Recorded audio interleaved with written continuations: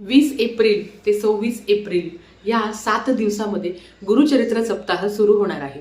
आपल्या सगळ्यांना जास्तीत जास्त केंद्रात, मठात, मंदिरात किंवा तुमच्या घरात तुम्ही गुरुचरित्राचं पारायण करू शकता। पण संसारिक अडचणी इतक्या असतात की तुमची इच्छा असून सुद्धा जर तुम्ही गुरुचरित्राचं पारायण करू शकत नाही तर या 7 दिवसात तुम्ही अखंड स्वामी सेवा करू शकता। आता ही कुठली स्वामी सेवा करू शकता तर तुम्ही स्वामी चरित्र सारामृताची 7 पारायण करू शकता।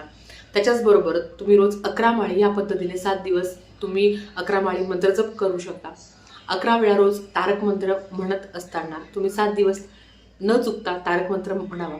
त्याच्याच बरोबर तुम्ही दत्त सेवा करावी। आता दत्त सेवा कुठली तर रोज न चुकता गुरुचरित्रातला 14वा आणि 18वा अध्याय ज्याला मेरुमणी मानला गेला आहे तो पठण करू शकता। किंवा अजूनही खूप छान छान अशा सेवा आहे दत्त सेवा, स्वामी सेवा जे तुम्ही थोडीशी नियम अटी पाळून करू शकता। अधिक माहितीसाठी खाली